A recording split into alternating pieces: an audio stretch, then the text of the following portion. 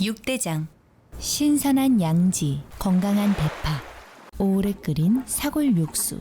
육개장 한 그릇에 온 힘을 다하니까 건강하다.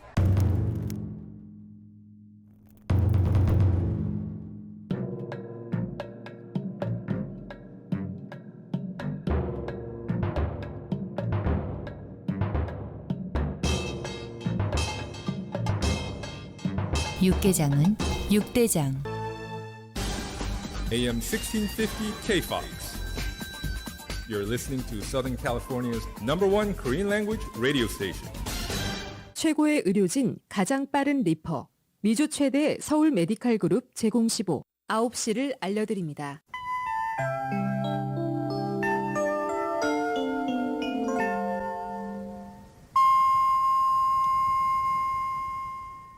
늘 행복이 넘치는 3월 보내세요. 라디오 서울이 함께합니다. 강혜신의 오늘의 미국.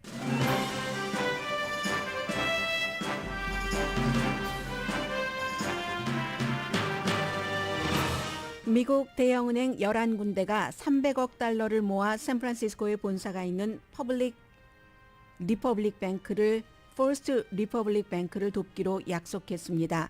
퍼스트 리퍼블릭 뱅크는 규모는 최근에 망한 실리콘밸리 뱅크와 거의 비슷하고 미국 내 14위 규모입니다.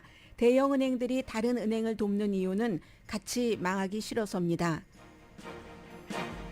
실리콘밸리 은행 붕괴 이후 많은 예금주들이 작은 은행에서 돈을 빼서 큰 은행으로 옮기고 있는데 큰 은행이 무조건 좋은 건 아닙니다. 큰 은행과 작은 은행 사이에 어느 은행이 나에게 맞는지 잠시 뒤에 전해드립니다. 실리콘밸리 뱅크 모 회사인 실리콘밸리 뱅크 파이낸셜 그룹이 챕터 11 파산 보호 신청을 했습니다.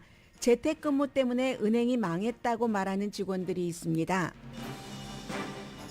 LA 통합교육부 노조가 다음 주 파업으로 사흘 동안 학생들이 학교에 못 가게 된 것은 LA에 나쁘다. 이런 내용의 사설이 로스앤젤레스 타임즈에 실렸습니다. 미네소타주에 있는 원자력 발전소에서 40만 갤런의 방사능 오염수가 유출돼 수습 중입니다. 유튜브가 2년 동안 중지시켰던 트럼프 전 대통령의 어카운트를 오늘부터 회복시켰습니다. 빅테크 회사들의 돈벌이가 시작된 것처럼 보입니다. 시진핑 주석이 블라디미르 푸틴 대통령의 우크라이나 전쟁을 지지하기 위해 러시아를 방문합니다. 세계는 러시아와 중국 그룹과 미국과 동맹국 그룹으로 분명하게 구분돼 가고 있습니다. 과거와는 달리 중립이 없습니다. 국제형사재판소가 푸틴이 우크라이나를 침공해 어린이와 청소년을 납치했다는 혐의로 그에게 체포영장을 좀 전에 발부했습니다.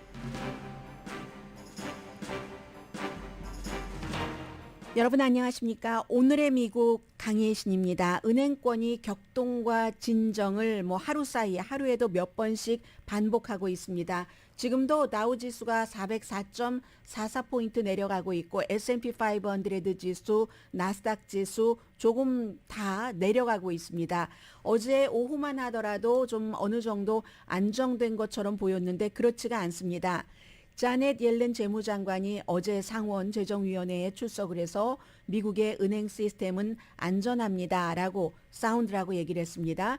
그렇게 말하고 몇 시간 뒤에 미국의 큰 은행 11개가 300억 달러를 모아서 아마 윌셔 거리에서도 한인타운 인근에서도 그 퍼스트 리퍼블릭 뱅크 간판을 보신 분들 많으실 겁니다. 조금 짙은 초록색 바탕에 이제 로고 글자가 써 있는 이 은행인데 이 은행을 구하기 위해서 다른 은행이 얼마 있으면 이 은행이 차고 올라올 수 있습니다. 미국의 5천 군데가 넘는 은행 가운데서 규모가 14번째이기 때문에 그러나 이 은행보다 더 큰 규모의 은행들이 돈을 모아서 돕기로 했습니다. 왜 그렇겠습니까? 방화벽, 파이어월을 쳐주는 거죠. 왜냐하면 은행에서 가장 중요한 것은 남의 은행도 살아야 나도 살고 그 남의 은행이 살을 때 지금 가장 중요한 것이 신뢰이기 때문에 은행에 돈을 맡겨도 그 돈이 어디로 가지 않습니다. 설령 다른 은행이 조금 흔들린다 할지라도 저희 또 다른 은행권에서 보호를 해주겠습니다 하고 지금 돈을 모은 겁니다. 왜냐하면은 퍼스트 리퍼블릭 뱅크는 며칠 전에 망해버린, 그리고 이제 오늘은 그 홀딩 컴퍼니가 모 회사도 파산 보호 신청을 했는데, 실리콘밸리 뱅크와 똑같은 그 샌프란시스코에 본사가 있고 운영 방식이 비슷했다는 겁니다. 아주 부자, 그리고 뭐 부자 기업이라든가 스타트업 회사라든가 이런 데를 중점적으로 공략을 해서 운영을 했고, 또 이제 갖고 있는 돈은 실리콘밸리 뱅크와 비슷한 방식으로 투자를 해서 은행이 이제 수익을 올린 거죠. 그러다가 사람들이 실리콘밸리 뱅크가 망해버리니까 이 그 퍼스트 리퍼블릭 뱅크에서도 돈을 막 빼가고, 우리 괜찮아요 하고 연방준비제도에서도 뭐 돈을 많이 빌렸거든요. 뭐 한 1,500억 달러 정도를 빌렸는데, 그리고도 사람들이 돈을 빼가니까 다른 은행들이 딱 모아서 여기 돈 많습니다 하는 것을 보여준 겁니다. 그렇게 돈을 모아준 은행은 가장 큰 규모의 JP 모건 체이스, 뱅크 오브 아메리카, 시티콕, 웰스파고 1, 2, 3, 4 규모의 은행입니다. 이 JP 모건 체이스가 3조 달러가 넘는 자산이 있고, 그렇게 해서 이 4개 은행이 10억 달러씩 냈군요. 그러니까 50억 달러 모았죠. 골드만삭스 투자은행 8번째로 규모가 큽니다. 그리고 모건 스탠리가 각각 뭐 돈을 내서 25억 달러씩 내서 또 모으고, 다른 5개 은행에서도 또 모으고 해서 어쨌든 300억 달러를 채웠습니다. 돈을 모은 이유는 말씀을 드렸고요. 이미 이제 이 은행을 위해서 돈을 모은 그 퍼스트 리퍼블릭 은행이 고객이 막 떠나면서 더 많이 떠나면은 자산을 매각하거나 더 많은 돈을 또 어디서 빌려서 막아야지만 됐는데, 그런데 이제 지난주에 이 은행이 어떤 매체에서는 주식값이 60% 내려갔다고 하고 어떤 매체에서는 70% 내려갔다고 얘기를 합니다. 배당금도 이제 중단을 하겠다, 배분을 중단하겠다 하고 발표하고 또 내려가고 해서 결국은 신용 등급이 내려갔죠. 그 피치하고 S&P 그 글로벌 레이팅이 신용 등급을, 이 은행의 신용 등급을 내려버렸습니다. 그런데 이 은행에 돈을 맡긴 사람들은 지난번에 실리콘밸리 뱅크에 돈을 맡겼던 사람은 5%만 보험에 해당이 되고 나머지 95%는 해당되지 않았는데, 퍼스트 리퍼블릭 뱅크는 그래도 실리콘밸리 뱅크보다는 나아서 68%가 보험을 못 받게 됩니다.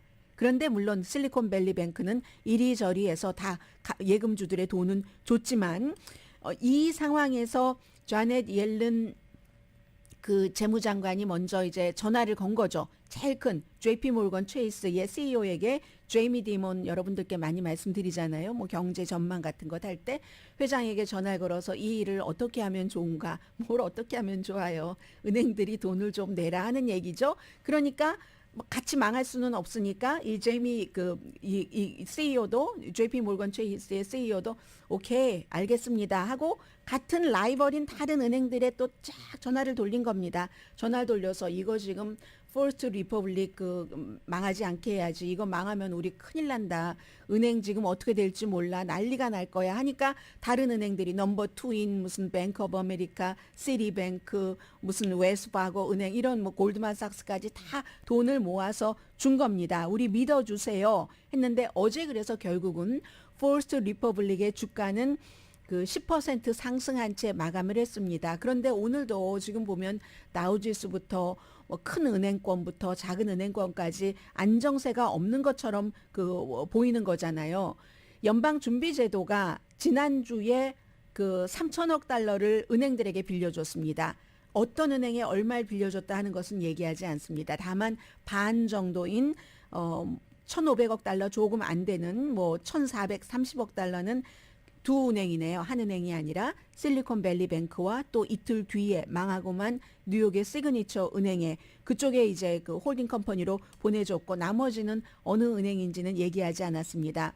게다가 이제 크레딧 스위스 이 투자 은행에 투자한 미국 회사들도 그 은행도 뭐 각국에서 다 투자해 받지 않았겠어요? 미국 은행들도, 미국 투자가들도 그 은행을 고소를 했습니다. 이렇게 되기 전에, 주가가 폭락하기 이전에 우리 은행의 전망치를 과장했다. 이렇게 해서 지금 고소했고요. 은행권은 미국이나 미국 밖이나 아직까지 완전히 안정됐다고 볼 수 없는 그런 상태입니다. 그러니까 오죽하면 라이벌 은행들이 또 다른 라이벌을 구출을 하겠습니까? 그래서 이제 여기서 하나 볼 수 있는 것은 제가 오늘의 미국에서 은행 뉴스를 이렇게 많이 전해드릴 줄 누가 알았겠습니까? 이런 때 보는 것은 꼭 은행의 뉴스가 아니라 실리콘밸리 뱅크와 퍼스트 리퍼블리컨 리퍼블릭 뱅크가 여기는 아직 망하지 않았지만 이런 위기에 처한 것이 결국은 아주 기본을 지키지 않은 거잖아요. 여기 모든 사업체에 다 마찬가지죠. 한 군데에 그 몰입한 것, 그 운영 방식에 있어서 이건 다 일반도 마찬가지죠. 근데 은행에서는 특히 더하죠. 은행에서 사실은 VVVIP 대우를 해주는 분들은 돈 많이 넣고 아무것도 안 하시는 그런 분들이 있고 어쩌다가 확 그 뭐 이자율 좋고 할 때 은행에다 예금하면은 그때 확 엄청난 뭐 예를 들어 돈을 넣는다든가 엄청난 돈은 그렇게 은행 이자 받고 살지 않으니까 다른 데다 투자를 하겠지만 어떤 이유에서든 그래서 그런 분들이 VVVIP지만 사실은 아주 작게 늘 꾸준히 은행을 이용해주는 고객들과 이게 밸런스가 맞춰져야지 은행이 이렇게 어느 날 갑자기 망해버린다던가 망하는 위기에 처하는 일이 없다는 겁니다.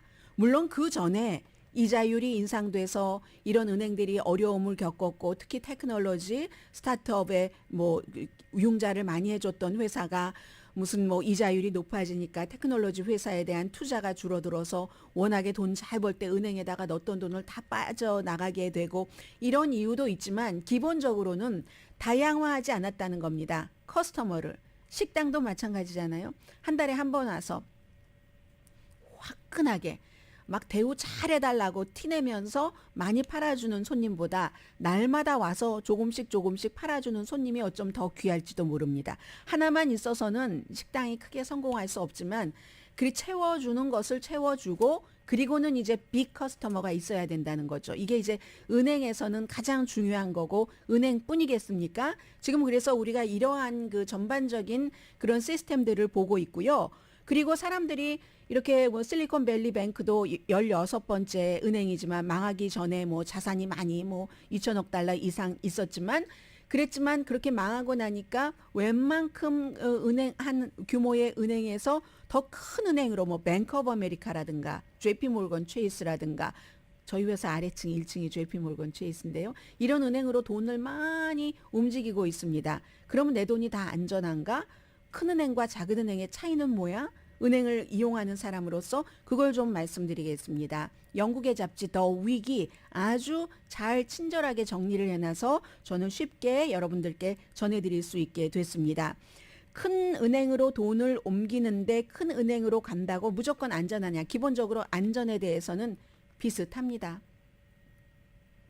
어차피 25만 달러까지는 조인트 어카운트일 경우는 50만 달러겠죠. 그런 경우는 이제 보호가 되고 아주 큰 은행은 연방 이제 그 보험공사에서 보험할 만한 능력이 없으니까 다른 방식으로 사람들이 그 큰 은행에 돈을 그 큰 은행으로 옮기는 것 자체가 한국에서는 대마불사라고 번역을 하더군요. 대마불사 맞죠? 미국에서 말하는 too big, to fail.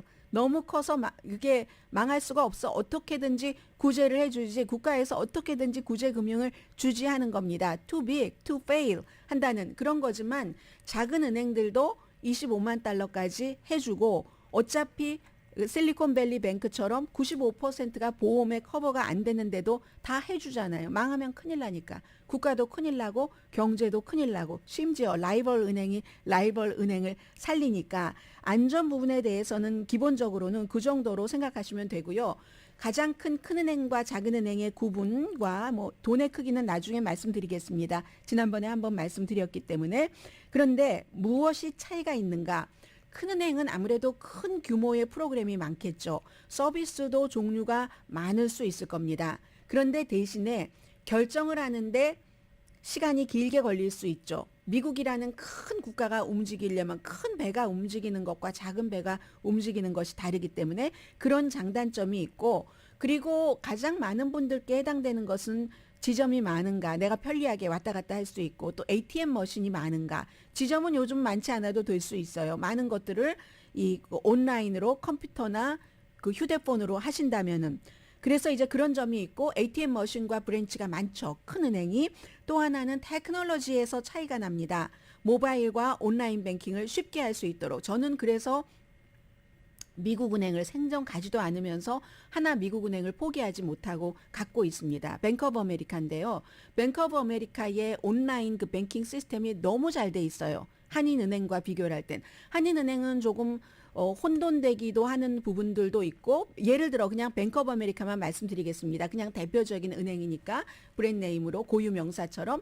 그러면 뱅크 오브 아메리카는 그 뭔가를 제가 유틸리티 빌 같은 거를 내는 것도 아주 쉽게 해놓고, 그리고 또 쉽게 그 스케줄링 해놨던 것을 어느 한도 내에서는 변경할 수 있게 해주고, 다른 은행과 돈이 왔다 갔다 하는 것도 한인은행보다 훨씬 편리하게 돼 있고, 거래를 할 수 있는 부분이 더 확장이 돼 있습니다. 그리고 은행권이 아닌 다른 곳하고도 연관이 돼 있고, 그렇기 때문에, 그리고 이제 또 뭐 찾기도 쉽고요. 내가 유틸리티 비를 내야지 된다 하는 이런 거 설정하기가 아주 쉽게 돼 있기 때문에 저는 미국 은행 뱅크 오브 아메리카 하나를 못 버리고 있는데, 이게 이제 대형 은행의 특징이기도 합니다. 그리고 그럼 작은 은행이라고 다 나쁘냐? 작은 은행은요, 우선 수수료가 작으니까 비쌀 것 같은데 쌉니다. 다른 물건과 다른 거예요. 물건은 막 벌크로 크게 많이 들여오면은 그 많이 사올 때 이윤이 있으니까 싸게 팔 수가 있지만, 은행은 수수료가 작은 은행이 대체로 더 싸고 이자율은 높습니다. 예금을 했을 때. 예금이나 융자할 때 작은 은행이 오히려 득이 될 경우가 많습니다. 그리고 서비스가 보다 좀 세심하겠죠. 왜냐하면 사람을 많이 상대하지 않아도 되니까 손님 귀한 줄도 알아요. 시간도 좀 있고 해서 그 퍼스널한 서비스를 한다고 할까요? 그리고 또 하나는 협상이 가능한 겁니다. 깎을 수도 있고, 뭔가 이 그 조건을 조금 바꿀 수도 있고, 또 하나는 그 커뮤니티에 기반을 하고 있기 때문에 내가 스몰 비즈니스를 한다고 할 때 우리 이 커뮤니티에서 스몰 비즈니스를 하는 오너, 나에게 맞춰서 뭔가를 해준다는 겁니다. 그리고 안전은 차이가 없다고 말씀을 드렸고요. 연방예금보험공사에서 하니까. 그리고 또 하나의 옵션이 있습니다. 큰 은행, 작은 은행을 떠나서 이 크레딧 유니온이 있죠. 크레딧 유니온은 말하자면 한국의 신용조합, 멤버들끼리 이렇게 해서 만들어서 이윤 추구를 하는 건 아니고요. 그러니까 커스터머가 만든 은행입니다. 신문으로 치자면 예전에 한겨레 신문을 사람들이 다 돈 내서 만들었었잖아요. 그때의 한겨레와 지금의 한겨레는 많이 달라졌긴 했지만, 그런 식으로 신용조합, 크레딧 유니온이 있기 때문에 이 크레딧 유니온은 상품 숫자도 좀 적고 서비스도 적습니다. 작은 은행처럼 지점도 적고 ATM도 적고 하지만 이자율이 좋고 그 수수료도 작고, 이건 작은 은행과 비교를 할 수 있고요. 융자 그 요구 조건도 작은 은행보다도 어찌 보면 더 융통성 있게, 이것도 역시 커뮤니티에 포커스를 맞춰서, 예를 들어서요, 크레딧 유니온이라고 예를 들어 구글에서 치시면 near 저 옆 근처에 있는 크레딧 유니온 하면은 지금 제가 90010 집코드로 찍었기 때문에 3,700 위셔에도 있고 3,550 위셔에도 있으니까 한 블럭 건들로 하나씩 많다는 얘기예요. 그 정도로 많지는 않지만 위셔 거리니까 이렇게 붙어 있는 거겠죠. 그런데 크레딧 유니온은 전부 크레딧 유니온이라는 이름을 쓰지는 않습니다. 예를 들어서 뭐 한인 페더럴 크레딧 유니온, 아니면 유나이티드 내셔널 인베스트먼트, 뭐 이런 식으로 해서 크레딧 유니온이라는 것도 있다고 알면은 되실 것 같고요. ATM 머신 같은 것은 요즘에 크게 상관이 있는 것 같진 않아요. 왜냐하면 어차피 ATM 머신에서 우리가 뽑을 수 있는, 하루에 뽑을 수 있는 돈은 한계가 있잖아요. 많이 뽑지는 않은데 급할 때는 다른 은행에서도 뽑을 수 있잖아요. 그냥 내 그 ATM 카드로, 크레딧 카드가 됐건 데비트 카드가 됐건 수수료를 조금 몇 달러 내셔야 되죠. 그러나 부자들은 그 1달러를 가지고 아끼시더라고요. 그래서 어쨌든 이 ATM 문제는 급하면 그렇게 해결이 되니까 그렇게 그 안 하셔도 될 것 같고요. 아무튼 이리하여 그 많은 점들이 있고, 큰 은행과 작은 은행의 차이점을 말씀드렸습니다마는 규모면으로는 뭐 10억 달러 아래는 작은 은행, 그리고 거기부터 뭐 한 1,000억 달러, 500억 달러까지 이제 무슨 또 구분을 하고 근데 이건 사실은 큰 의미는 없습니다. 1,000억 달러 이상이 되면은 대형 은행이다. 이렇게 보니까 대형 은행이라고 구분들은 하지만 사실은 실리콘밸리 뱅크 같은 데가 2,000억 달러 자산이 넘었지만 완전 대형 은행은 아니잖아요. 이것도 정치계에서 분류하는 게 따로 있고 뭐 다른 금융기관에서 분리하는 게 따로 있고 아무튼 지난번에 말씀드린 것처럼 한인은행들은 전부 중간 정도 그 정도로 돼서 제일 큰 JP 모건 체이스의 자산이 3조 2천억 달러, 지난해 12월 달을 기준으로 뱅크 오브 아메리카가 2조 4천억 달러인데 제가 지난번에 CBB 뱅크를 클리어하지 않게 말씀드린 것 같아요. 현재 CBB 뱅크의 자산은 18억 달러, 뱅크 오브 호프가 190억 달러, 한미 73억, 우리 아메리카 31억, 퍼시픽 시티뱅크 24억, 오픈뱅크 21억, 신한아메리카 19억 달러 이 정도 됩니다. 아무튼 보통 사람들에게는 큰 은행이나 작은 은행이나 무슨 일이 있을 때 돈을 잃어버릴 만한 그럴 위험은 없다 말씀드리면서요. 왜 재택근무가 실리콘밸리 뱅크를 망하게 했다고 실리콘밸리 뱅크의 직원들이 생각하는지는 9시 35분경에 전해드리겠습니다.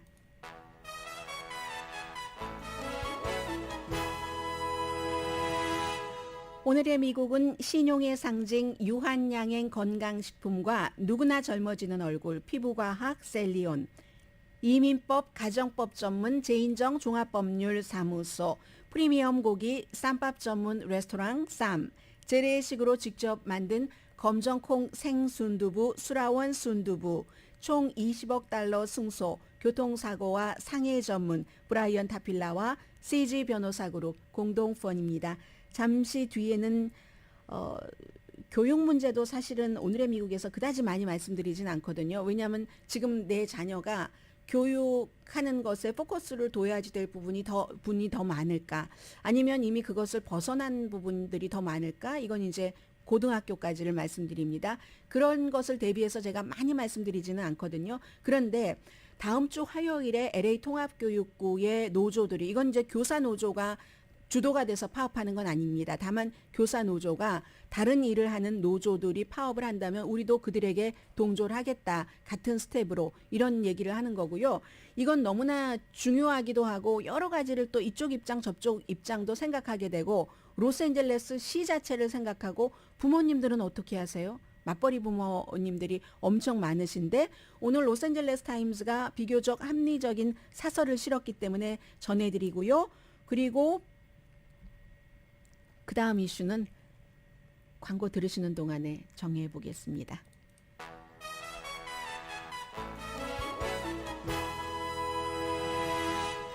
라디오 서울 방송 오늘의 미국 듣고 계십니다. 네, 화요일에 만약에 뭐 주말이라도 지금 금요일인데 뭔가 타결이 되지 않는다면은 일단 LA 통합교육부 뭐 한 3만 명 된다고 하거든요. 게다 대고 이제 교사들까지 다 합치면은 뭐 6만 명이 넘는다고 하는데 그런 사람들이 그것도 사흘입니다. 화요일, 수요일, 목요일. 혹시 이 뉴스를 처음 들으시는 그 학부모님이라면은 또 생각을 해두셔야지 될 점이 있을 것 같아요. 이 노조가 카페테리아 직원, 또 버스, 학교 버스 기사, 또 그 밖에 이제 여러 저임금 그 근로자들이죠. 그러니까 뭐 우리 한국식으로 관리 수위 아저씨도 계실 테고 뭐 예를 들면 1년 동안의 협상이 이제 교착 상태에 들어가면서 이렇게 된 건데 만약에 이분들이 파업을 한다면 우리 교사라든가 카운슬러라든가 또 학교에 사서도 있죠. 그분들을 대표하는 또 다른 그 노조, 그 교사 노조도 파업에 동참을 할 것이다라고 얘기를 했습니다. 팬데믹 이후에 여러 가지 어려움을 겪는데 학생들이 이게 LA 타임스 사설이에요. 지금부터 어려움을 겪는데 이 일이 일어나지 않도록 해야지 된다. 그러니까 아직까지 가능성이 있다고 보는 겁니다. 파업하지 않도록 막을 수 있는 2022년 4월 달부터 이제 새로운 계약 협상이 시작됐는데 거의 1년이 됐는데도 이 협상이 이루어지지 않은 겁니다.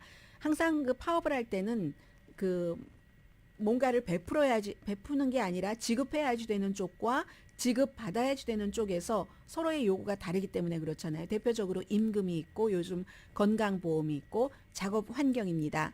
거기에 대해서 지금 LA 통합교육부는 3년 동안에 15%의 임금 인상, 시간당 이건 30달러 미만 버는 사람들도 이제 다 형평성 맞춰서요. 그리고 한 번 9% 보너스를 준답니다. 왜냐하면 요즘에 감원이 너무 많이 되니까 앞으로 계속 계획적으로 그 감원을 할 테니까. 노조는 충분하지 않다. 카페테리아에서 일하시는 분들, 버스 기사, 그 밖에 이제 여러 이제 저임금을 받고 일하시는 분들, 또 파타임으로 일하시는 분들이 충분하지가 않다. 로스앤젤레스 타임스가 이해한다고 씁니다. 미국에서 생활비가 가장 비싼 지역에 속하는 곳이 로스앤젤레스입니다. 인플레이션으로 렌트비 어떻습니까? 식료품비. 그런데 이게 도대체 말이 되느냐 하면서 노조에서 요구하는 것은 30%, 3년 동안 30% 인상을 요구합니다. 통합교육부는 15%, 그 사이에선가 어딘가 협상이 이루어진다면 그 사이에서 있겠죠. 절대로 30%까지 못 줄 것이고 15%에서 만족하지 않을 것이며, 결론적으로는 대부분 이제 그 뭐 보조교사도 있을 테고요. 또 아이들 학교 끝난 다음에 애프터스쿨 프로그램에서 활동을 하셔야지 되는 분들, 학교에 뭐 가드너도 있어요. 집이랑 똑같잖아요. 아, 특수교육 보조교사도 있겠네요. 대부분 이런 분들이 1년에 일을 풀타임으로 하거나 하셔도 25,000달러 미만을 버는 분이랍니다. 로스앤젤레스 타임스가 설명해 주기를 LA 통합교육구에서 일하다가 99명 가운데 한 분이 홈리스가 됐답니다. 지난해에. 통계라는 거예요. LA 통합교육구 직원이 이런 기본 처우를 받지 못하고 일을 하면서도 홈리스 피플이 된다는 것을 용납할 수 없습니다. 그리고 교육감도, 카발호 교육감이죠. 이게 임금이 낮다는 것 자체는 인정을 합니다. 인정을 하는데 또 돈을 지급하는 쪽에서는 예산이라는 게 있잖아요. 교육부의 예산이 이제는 교육부도 팬데믹 이후에 여러분들 그 개인의 지갑도 조금 도톰하고 있었잖아요. 많은 분들께서 그러한 것들이 다 이제 바닥이 나버린 겁니다. 바닥이 나서 노조가 지금 3년 동안 30%를 올려주세요 라고 주장을 할 만큼 LA 통합교육부의 지갑이 넉넉하지 않다. 오히려 우리 빡빡하다라고 얘기를 합니다. 또 하나가 학생 숫자가 줄어듭니다. 학생 숫자가 줄어들면은 주정부에서 받는 기금도 줄어든다는 거잖아요. 앞으로 몇 년 동안 통합교육부에서 예측하고 있는 것인데 학생들의 숫자가 점점 작아질 것이, 지금 이미 사상 최저입니다. 예를 들어 20년 전에 학생이 LA 통합교육부 소속 학생이 74만 6,800명이었다면 지금은 42만 명입니다. 조금 있으면 거의 반으로 줄어들게 될 거거든요. 그래서 이제 이게 교육감도 이제 이런 분들이 그 파업을 하고 나면은 학교를 문을 닫을 수밖에 없다고 얘기하죠. 교사가 파업을 설령 하지 않는다 할지라도 다 감당을 할 수가 없는 거예요. 다 학교의 교육도 교육이지만 학생들의 안전을 위해서도. 그렇지만 그래도 학교에 가야지만 한 끼를 배불리 먹습니다. 두 끼를 배불리 먹습니다 하는 학생들이 LA 통합교육부 소속에는 무척 많습니다. 그래서 60군데 음식 배분하는 곳은 그대로 오픈을 하고요. 그리고 학생들이 뭐 수십만 명이긴 하지만 10,000명 정도는 돌봐줄 수 있도록 부모님들이 전부 그 화요일, 수요일, 목요일에 만일 파업을 한다면 돌보지 못할 때 10,000명 정도는 돌봐주는 곳을 오픈을 하거든요. 그러니까 학부모님들께서는 이런 것도 신경을 쓰셔야지 되고요. 사흘 동안 노는 동안에 홈워크 같은 것도 충분히 그 준비를 해놨다고 얘기를 합니다. 물론 이상적이지 않죠. 이렇게 하는 것이. 그래서 분명하게 예산 문제가 있는 것도 사실이고, 그리고 이렇게 작은 돈을 받고 일하시는 분들이 생활하기 힘든 것도 사실이지만 학교에서도 교육부에서도 뭔가 이런 장기적인 문제를 처리하기 위한 해결 방안을 만들어야지 되는 것 분명하지만, 그렇지만 제일 우선적으로 둬야지 될 것은 학교 문을 오픈을 해야지 된다는 얘기입니다. 학생들을 생각해서도 뭐 심리적으로도 그렇고 사흘 동안이나, 하루도 아니고 사흘 동안이나 학교를 못 간다는 거잖아요. 그래서 교육부 이제 관리하는 사람들도 그렇고 교사들도 직원, 노조 리더들도 이걸 문을 닫지 말아야지 된다는 것을 최우선으로 생각을 해야지 된다는 겁니다. 이번에는 이제 이런 그 스태프들이 그 파업을 해서 교사가 동조하는 입장이지만 2019년도에는 교사가 파업했던 적이 있습니다.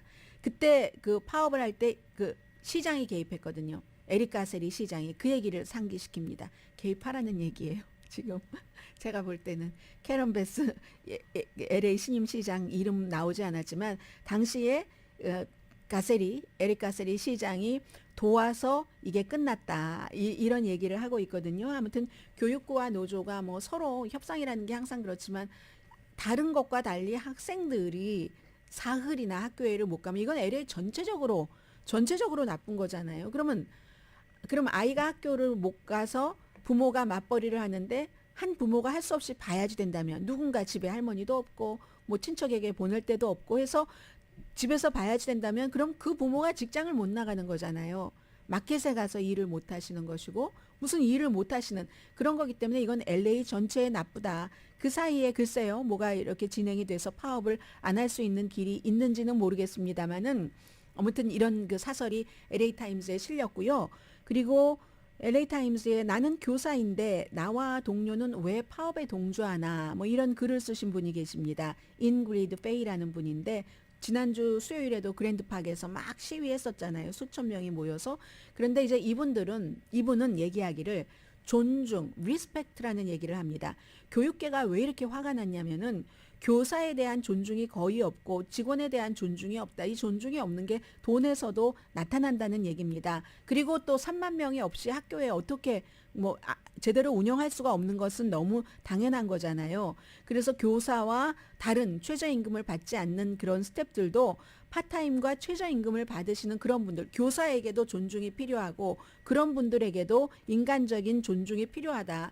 교사들도 비슷한 교육을 받은 다른 사람들에 비해서 일을 할 때 훨씬 봉급이 낮은 게 사실인데 교사 봉급은 인플레이션 다 따지면 뭐 1970년대보다도 덜 받는다라고 얘기하시는 분들 계시잖아요. 이분이 바로 그런 얘기를 하고 계시는데 언더밸류 됐다는 겁니다. 교사도 언더밸류 됐지만 교사와 같이 동료로서 학교에서 일하는 많은 다른 분들도 너무나 언더밸류가 됐다 해서 이제 이분은 교사로서 새로 들어오는 그런 그 교사들도 교육계에 새로 들어온 그런 사람들도 걱정이 되지만 이렇게 교사가 아닌 다른 일을 하시는 분들도 존중을 해야지 된다. 존중을 하면은 그걸 가능하면 돈으로 표현을 해줘야지 된다. 뭐 이런 얘기가 되겠죠. 자, 잠시 뒤에 재택근무 때문에 실리콘밸리 뱅크가 망했다. 물론 하나의 이유는 아니겠지만 그런 주장들이 내부에서는 나온다고 하고요. 그리고 트럼프 전 대통령의 어카운트를 유튜브는 왜 회복시켰을까요? 잠시 뒤에 전해드립니다. 교통사고 전문 변호사 브라이언 와인버거 1800-605-0777 We will fight for you. 변호사 브라이언 와인버거 1800-605-0777 제니를 찾아주세요.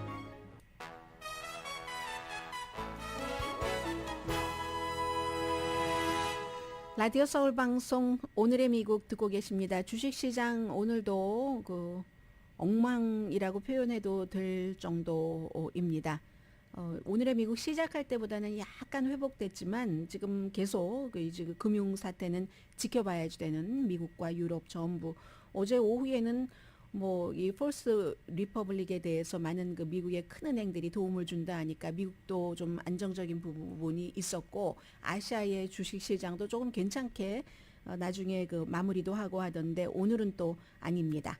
그래서 그런 모든 것과 연관이 돼 있는 실리콘밸리 뱅크 스타트를 했잖아요. 은행이 망하는 것. 그래서 실리콘밸리 뱅크의 그 홀딩 컴퍼니 그 모 회사인 실리콘밸리 뱅크 그다음에 이름이 있던데요. 실리콘밸리 뱅크 파이낸셜 그룹도 파산 보호 신청 챕터 11을 했습니다. 그러니까 남아있는 자산은 지키겠다는 얘기예요. 지금 실리콘밸리 뱅크는 은행을 팔려는 시도하고 있고요. 연방예금공사 FDIC에서 관리를 하고 있습니다. 이 홀딩 컴퍼니가 이제 파산 신청하면은 법정 관리인이 여러 가지를 감독을 하고 경매 원하고 하는데 유동성 자금이 22억 달러, 30억 달러 빚이 있다네요. 우선주가 37억 달러 정도 된다고 하는데 실리콘밸리 뱅크가 여러 이유로 뭐 이자율이 인상됐는데 그동안 돈을 가지고 아주 그 비쌀 때 채권을 샀다가 사람들이 돈을 빼가니까 채워놔야 되니까 밸런스를 맞춰야지 되니까 싸게 막 채권을 팔아서 이게 은행이 정말 막 돈이 비어 나가고 뭐 이렇게 해서 결국은 이제 거래 중지도 하고 뭐 망하고 예금주들은 전부 보호를 해줬고 FDIC에서 이렇게 됐는데 이 실리콘밸리가 재택근무를 유난히 아주 그 자랑스럽게 직원을 뽑을 때도 그렇고 하게 하는 그런 문화가 있었답니다. 심지어 이 CEO가 하와이에서 일했던 적이 자주 있었다고 하거든요. 그만큼 전국적으로 막 그 은행에 미국에서 16번째로 큰 은행인데 5천 군데가 넘는 은행 가운데서 그런데 막 경영진들이 다 전국에 퍼져 있어서 일을 해왔다는 겁니다. 일반인들도 마찬가지고 그래서 파이낸셜 타임스의 보도였어요. 이 내용은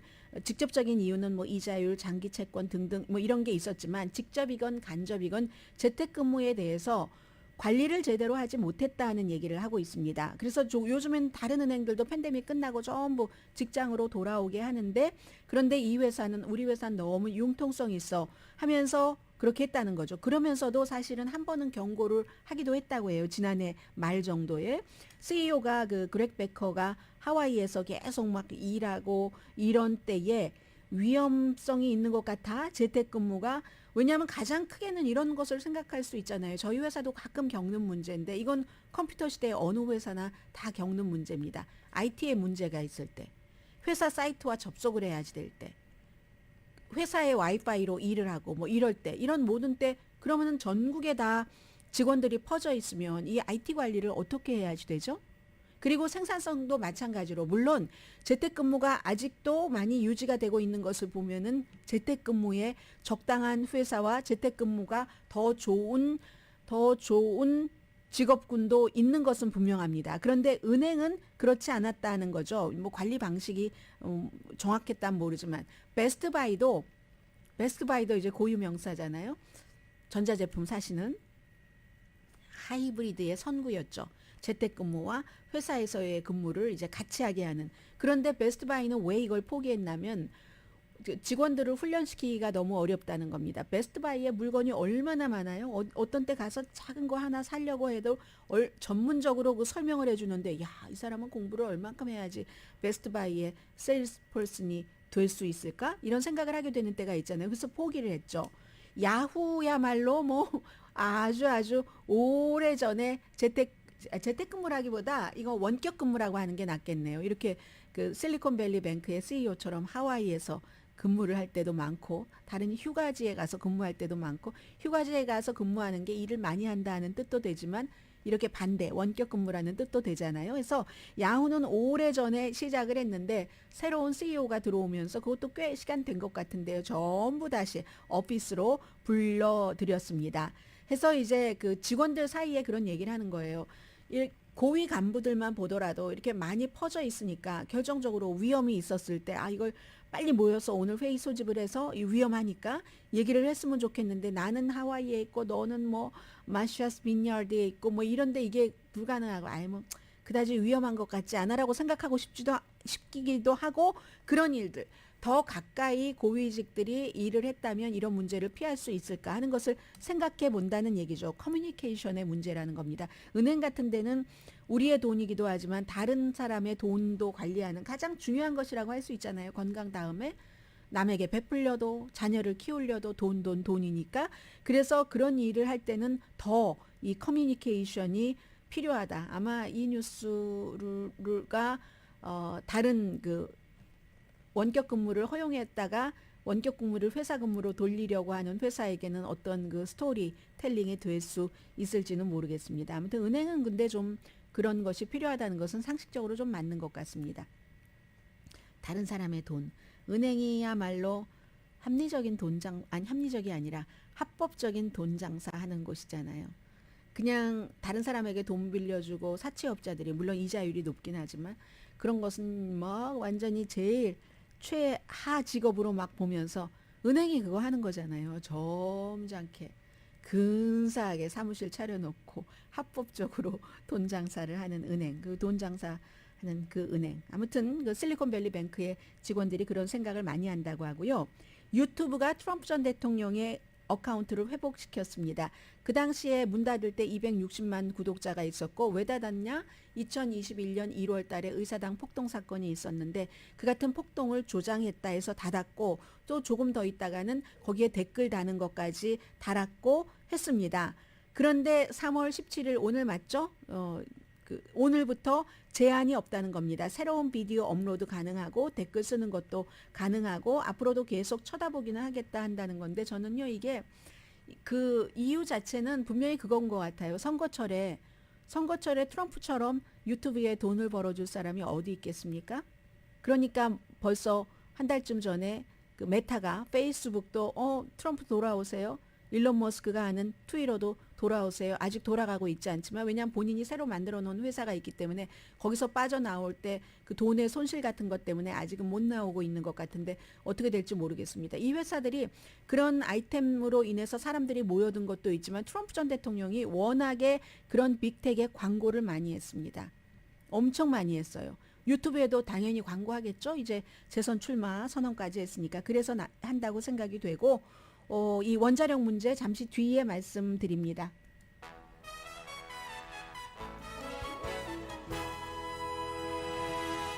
라디오 서울 방송 오늘의 미국 듣고 계십니다. 이 원자력 발전소에서 뭐가 유출됐다 하면 막 걱정하시는 분들이 계시기 때문에 물론 한국 분들이 많이 살고 계시는 지역은 아니지만 그리고 이걸 이렇게 늦게 발표를 할 수도 있구나. 미국에서는 그런 것과 함께 전해드립니다. 간단히 전해드려도 괜찮을 것 같아요. 미네소타주에 있는 원자력 발전소에서 방사능 오염수가 유출돼서 지금도 수습 중인데 11월 달에 시작됐답니다. 그런데 일반인들에게는 오늘 얘기를 한 거거든요. 그 원자력 발전소를 엑셀 에너지라는 회사가 관리를 하고 있는데 발전소 내부에서는 잡혔는데 발전소 외부로는 흘러가지 않았다고 하고 주정부도 대중 건강에 위협이 아니라고 하고 그래서 지금까지 더 조사하기 위해서 공식적으로 발표를 하지 않았다는 겁니다. 이 삼중 수소라는 거요. 이 원자력 발전소에서 그쪽에서 생기는 그 삼중 수소라는 것이 베타 방사선이 약하기 때문에 공기로 멀리 퍼져나가지 못한답니다. 그리고 사람의 피부도 뚫지 못한다고 하거든요. 이게 이제 연방 핵규제위원회의 얘기인데 지금 뭔가가 유출되기는 했지만 엄청나게 많은 양이던데요. 하기는 했지만 위험하지 않기 때문에 가만히 있었다 하는 얘기입니다. 11월 21일에 이 발전소 사이트에서 두 빌딩 사이의 파이프에서 몬티셀로라는 지역이랍니다. 이게 이제 미니아폴리스에서 한 35마일 떨어졌다고 하니까 미네소타주에서 인구가 가장 많은 곳에서 35마일 떨어진 곳이고 그러면 미시시피 강도 있는 곳이네요. 강에는 하나도 나가지 않았다라고 얘기를 하고 지금까지 삼중 수소의 4분의 1을 회수를 했는데 지금도 회수하고 있는데 그 사이트 안에 있다는 거예요. 해서 지상에 창고 탱크를 지은답니다. 이 오염된 것을 어디로 바다로 내보낼 수도 없고 하니까 지상에 탱크를 지을 것이다 라고 얘기를 하고 있고 여전히 강조한 것이 이제 대중 건강에 위험한 건 아니다. 2009년도에도 유출된 적이 있었다고 하네요. 이 내용이 이제 뒤늦게 알려졌기 때문에 뒤늦게 미국뿐만이 아니라 세계 모든 나라에서 보도를 하고 있는데 40만 갤런 1.5리 아니 그것은 제가 잘 모르는 그 수치고요. 그냥 제가 잘 알고 있는 여러분과 제가 익숙한 40만 갤런 정도가 유출됐는데 아무런 위험성이 없다는 것 말씀을 드립니다. 그리고 이 세계가 점점 이제는 러시아, 중국 대 미국과 동맹국 이 편이 갈려져 버렸어요. 웬만한 나라는. 아주 작아서 별로 영향력을 미치지 못하는 나라는 아니지만 이제 선택을 해야지 되는 겁니다. 다음 주에 사흘이나 방문을 해요. 점심 먹고 다음 날 회담하고 시진핑 중국 국가주석이 블라디미르 푸틴이 초대를 해서 누가 더 힘이 있겠습니까? 당연히 중국이죠. 중국이 러시아 경제의 10배가 더 크니까. 그리고 이번에도 도와주세요. 아직까지 중국이 러시아에 어떤 무기를 주고 있진 않고 중국도 우리가 평화를 위해서 중재를 하겠다 하지만 그 얘기를 평화를 위해서 객관적인 입장에서 중립적인 입장에서 중재한다지만 누가 믿겠습니까? 지금도 러시아에 대해서 침공한 것을 비난하지 않고 유엔이라든가 다른 기구에서 러시아를 비난하는 결의안 낼 때 그것을 막으려고 애쓰고 있기 때문에 그런데 중요한 것은 러시아와 중국이 점점 더 손을 잡는다는 거죠. 푸틴을 지지하기 위해서 시진핑이 3월 10일 날 다시 집권을 잡게 됐잖아요. 그리고 나서 바로 처음에 방문하는 국가가 러시아가 되는 겁니다. 지난번에 G20 정상회담에서도 G20 국가들이 전부 러시아의 우크라이나 침공을 비난하려고 했는데 중국이 막아서 못했잖아요. 그런 일들이 있었기 때문에 미국에서는 시진핑 중국 국가주석과 젤렌스키 대통령이 만나기를 원합니다. 시진핑과 푸틴은 비슷한 세계관을 갖고 있어요. 그래서 중국과 러시아가 세계를 주도해 나가야 된다라고 얘기를 하고 있고 뭐 젤렌스키는 당하는 쪽이니까 미국과 다른 쪽과 가까이 가기 위해서 지금 당한 거잖아요. 결국은 그런 것인데 이 세계관이 그런 세계관을 갖고 있는 사람을 혹시라도 뭐 젤렌스키가 만나서 뭔가를 뭐 그에게 영향력을 미칠 수 있을까 이런 뜻 때문에 지금 이제 그런 것도 있고요. 폴란드와 슬로바키아가 나토 회원국으로선 처음 우크라이나에 전투기를 준다는 얘기도 나오고 국제형사재판소는 푸틴을 우크라이나를 침공을 해서 어린이들 한 6천 명을 러시아로 데려가서 막 여기저기다 분포를 시켰거든요. 그리고 교육을 시키겠죠. 러시아식으로. 그런데 그걸 제대로 먹이지도 입히지도 않으면서 해서 지금 40개국이 국제형사재판소가 이거 중재를 해야지 뭔가 개입해야지 된다 해서 결국은 오늘 그 문제에 관해서 푸틴과 여러 명을 형사 전범으로 지금 이제 체포 영장을 발부를 했거든요. 그런데 구금되지 않는 한 재판은 진행되기 어렵겠죠. 오늘의 미국은 신용의 상징 유한양행 건강식품과 누구나 젊어지는 얼굴 피부과학 셀리온, 이민법 가정법 전문 제인정 종합법률사무소, 프리미엄 고기 쌈밥 전문 레스토랑 쌈, 재래식으로 직접 만든 검정콩 생순두부 수라원 순두부, 총 20억 달러 승소, 교통사고와 상해 전문 브라이언 타필라와 CG 변호사 그룹 공동 후원이었습니다. 10시에 좋은 아침, 좋은 하루 방송됩니다. 그리고 러시아도 국제형사재판소를 인정하지 않고요. 오늘 오후에는 그 뉴스 좀 나오겠네요. 이 바이든 대통령이 아일랜드, 뭐 본인도 그쪽 계열이잖아요. 그래서 항상 윌리엄 예이츠를 시인을 인용을 하는데 아일랜드 총리를 초대를 해서 지금 백악관에 보니까 온통 초록색이에요. 아일랜드 총리도 미국의 대통령도 초록색 행커치프 꽂고 세인트 페이트릭스 데이잖아요. 강혜신이었습니다.